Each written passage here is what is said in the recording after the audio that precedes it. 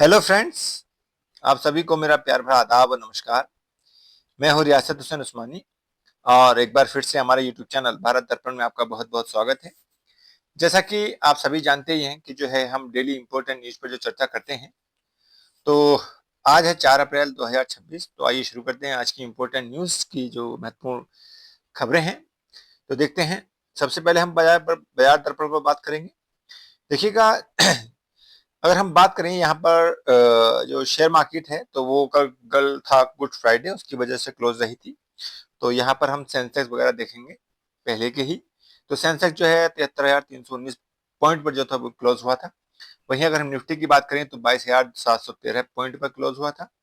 वहीं अगर डॉलर की बात करें तो डॉलर देखिएगा 93 रुपये 18 पैसे पर जो है इसकी कीमत हो चुकी थी। अगर हम क्रूड ऑयल की बात करते हैं तो क्रूड ऑयल जो है $108 प्रति बैरल के हिसाब से इसकी कीमत पहुंच चुकी है।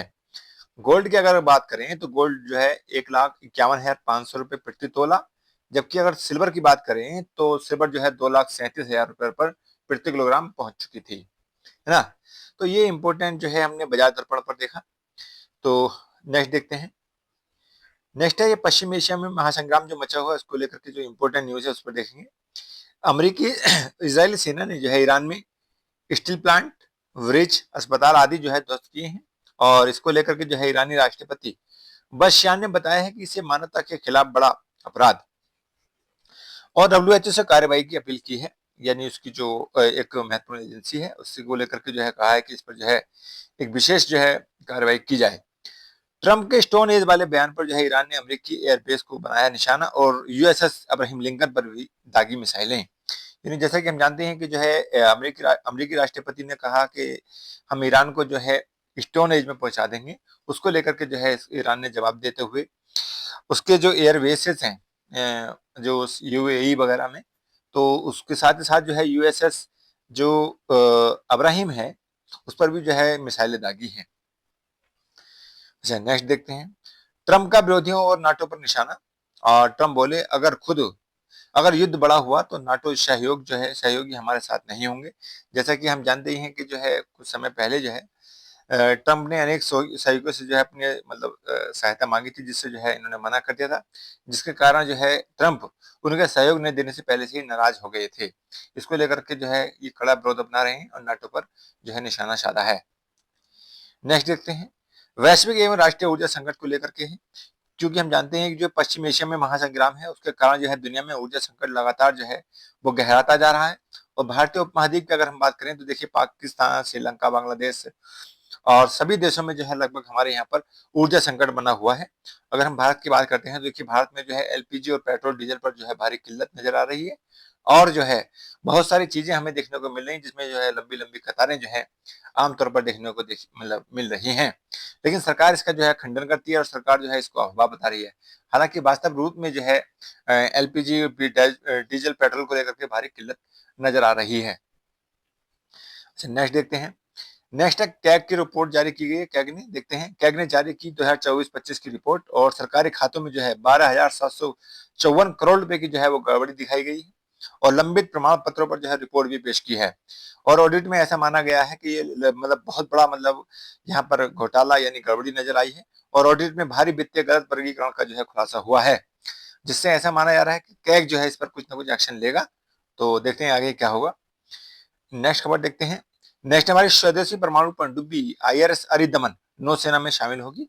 और रक्षा मंत्री जो है राजनाथ सिंह जी ने जो है जल्द भी बताया है कि जल्द ही भारत की स्वदेशी परमाणु पनडुब्बी आईएनएस अरिदमन को जो है नौसेना में शामिल करेंगे। क्योंकि हम जानते हैं कि जो हमारी नौसेना है उसको जो है मजबूत करने के लिए रक्षा मंत्री बहुत सारे काम कर रहे हैं। और उसमें से जो है एक ही आईएनएस अरिदमन जो कि एक परमाणु पनडुब्बी है उसको जो है नौसेना में शामिल किया जाएगा, जिससे जो हमारी नौसैन्य क्षमता जो है वो बढ़ जाएगी। अच्छा, नेक्स्ट हम बात करेंगे यहाँ पर इंपॉर्टेंट टॉपिक की। तो देखिएगा, इंपॉर्टेंट टॉपिक की अगर हम बात करें यहाँ पर हमने लिया है भारतीय निर्वाचन आयोग यानी इलेक्शन कमीशन ऑफ इंडिया यानी ईसीआई।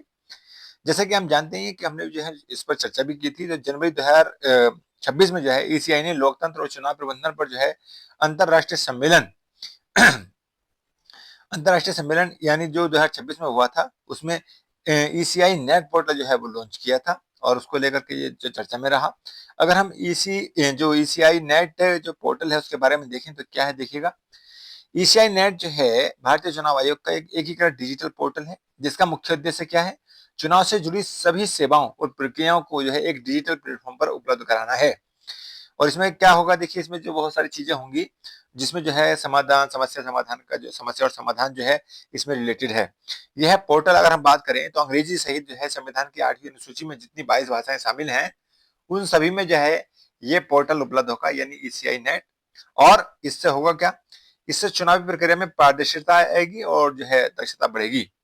अगर हम चुनाव की रियल टाइम जानकारी मिलेगी तो अगर देखें तो यहाँ से जो है मिल सकती है और जो है नागरिकों की भागीदारी भी मजबूत होगी। तो ये जो है ईसीआई नेट की जो एक पोर्टल है उसको लेकर के खबर थी। और इसमें जो है एक महत्वपूर्ण बात है कि ये जो है भारतीय संविधान की 8वीं अनुसूची है उसमें जो 22 भाषाएं हैं और साथ ही साथ अंग्रेजी में भी है उपलब्ध होगा। अगर हम बात करें ईसीआई के बारे में यानी इलेक्शन कमीशन ऑफ इंडिया के बारे में, तो देखिएगा इलेक्शन कमीशन ऑफ इंडिया क्या है, एक संवैधानिक निकाय है यानी कॉन्स्टिट्यूशनल बॉडी है, जिसका जो है उल्लेख अनुच्छेद जो है आर्टिकल 324 से लेकर के 329 तक किया गया है। यह एक अखिल भारतीय निकाय है जो केंद्र और राज्य सरकारों के लिए जो है चुनाव कराने तथा संबद्ध दिशा निर्देश का कार्य करता है। और ये जो कार्य किया जाता है पीआरए जो पब्लिक रिप्रेजेंटेटिव एक्ट है 1950 और 1951 के तहत जो कार्य करता है ना। तो अगर हम इसकी संरचना की बात करें तो देखिए संरचना में क्या होता है, इसमें एक तो होता है ईसीआई मतलब जो chief election commission of India, जो कि वर्तमान में अगर हम देखें तो ज्ञानेश कुमार जी हैं। और इसके साथ साथ जो है दो अन्य जो है चुनाव आयुक्त होते हैं, है ना। इनकी नियुक्ति की अगर बात करें तो नियुक्ति जो है देखिए प्रेसिडेंट द्वारा की जाती है। और ये प्रेसिडेंट जो है नियुक्ति तब करते हैं जब वो एक प्रधानमंत्री की अध्यक्षता वाली एक कमेटी जो है चयन कमेटी उस पर सिफारिश दे देती है कि ये व्यक्ति जो है मुख्य चुनाव आयुक्त या चुनाव आयुक्त बनने के लायक है। तो जो है उनको जो है प्रधान मतलब जो राष्ट्रपति हैं उनको नियुक्त कर देते हैं। और ये नियुक्ति जो है देखिएगा 65 वर्ष की आयु तक या फिर 6 वर्ष की अवधि तक जो है ये की जाती है। इनमें से जो भी पहले हो जाएगी उसी आधार पर जो है ये नियुक्ति की जाती है। यानी या तो वो 65 वर्ष तक आयु तक बना रहेगा या फिर वो 6 वर्ष की अवधि तक जो है इस पद पर बना रहता है। तो ये जो है राष्ट्रपति द्वारा इसकी नियुक्ति की जाती है। अगर हम बात करें देखिए ध्यातव्य है कि पंचायती राज और निगम चुनाव जो है ईसीआई नहीं बल्कि राज्य निर्वाचन आयोग कराता है। और ये हमें ध्यान रखना चाहिए कि जो पंचायती राज चुनाव है और निगम चुनाव है वो जो है कार्य करता है हमारा राज्य का निर्वाचन आयोग, जो प्रत्येक राज्य में होता है निर्वाचन आयोग वो कार्य करता है। तो ये है। अच्छा नेक्स्ट है वो इम्पोर्टेंट टॉपिक की बात करेंगे। देखिए वन्य जीव एवं पक्षी अभ्यारण्य की बात करें, wild life and bird sanctuary. तो चर्चा में क्यों रहा, क्योंकि देखिएगा इसकी अगर हम बात करें केरल सरकार द्वारा अरालम वन्य जीव अभ्यारण्य को जो है भारत की प्रथम तितली सेंचुरी के रूप में घोषित किया गया था, जिस कारण से जो है ये चर्चा में रहा। और ये जो अगर बात करते हैं देखिए जो wild life and bird sanctuary है उनको क्या होता है देखिएगा। अगर हम बात करते हैं वन्यजीव जो एवं पक्षी अभ्यारण्य के बारे में अगर हम बात करें तो इनका जो भारतीय वन्यजीव संरक्षण अधिनियम 1972 के तहत जो है किसी राज्य सरकार द्वारा जो है किसी विशेष प्रजाति के वन्यजीव यानी चाहे वो पशु हो या पक्षी हो के संरक्षण हेतु जो है किसी क्षेत्र विशेष को अभ्यारण्य यानी सेंचुरी के रूप में जो है वो डिक्लेयर कर सकता है। और यह जो है सरकार अथवा निजी नियंत्रण में द्वारा जो है नियंत्रित किया जा सकता है। यानी या तो इसको सरकार नियंत्रण करती है या फिर निजी क्षेत्र में, यानी दोनों में से कोई भी कर सकता है, ऐसा मतलब इसका प्रावधान है। इसके मुख्य प्रावधान की अगर हम बात करें तो देखिएगा इसमें जानवर चारण यानी जानवर को चरने की जो है अनुमति होती है। और साथ ही साथ जो है लकड़ी के एकत्रण यानी लकड़ी जो है मतलब काटने उठने की ऐसी एकत्रण करने की होती है, सामान्य सी तो होती है, परंतु कोर क्षेत्र में जाने की बिल्कुल भी अनुमति नहीं होती, ना ही जो है पशुओं के चारण की और ना ही जो है लकड़ी एकत्रण करने की। अगर हम बात करें इसमें अधिवास की जो है अपवाद स्वरूप ही जो है क्या होता है अनुमति होती है, यानी अधिवास जो है केवल अपवाद स्वरूप ही होगा, अन्यथा जो है अधिवास इसमें मतलब कह सकते हैं अलाउ नहीं होता है।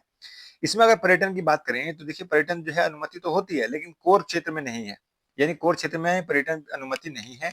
इसमें अगर हम बात करें आर्थिक गतिविधियों की तो आर्थिक गतिविधियां हैं वो बहुत ही अधिनियमित रूप से जो है की जा सकती हैं, अन्यथा इसमें नहीं की जाएंगी।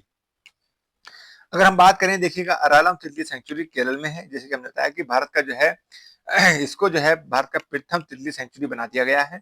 तो ध्यातव्य है कि केरल की कुल तितली प्रजातियों में से लगभग 80% जो है प्रजातियां इसी सेंचुरी में पाई जाती हैं, अतः इसे जो है तितली सेंचुरी घोषित कर दिया गया। इस प्रकार जो है ये भारत की प्रथम तितली सेंचुरी घोषित हुआ है यानी बन गया है। तो ये हमने देखी आज की इंपॉर्टेंट न्यूज और आज के लिए बस हम यही रोकेंगे। और जाने से पहले मैं रिक्वेस्ट करूँगा कि हमारे यूट्यूब चैनल भारत दर्पण को जो है सब्सक्राइब कर लें और साथ ही साथ जो है हमारी जो ये वीडियोज़ हैं उनको भी शेयर करते रहें। तो आज के लिए बस इतना ही। जय हिंद, जय भारत, धन्यवाद।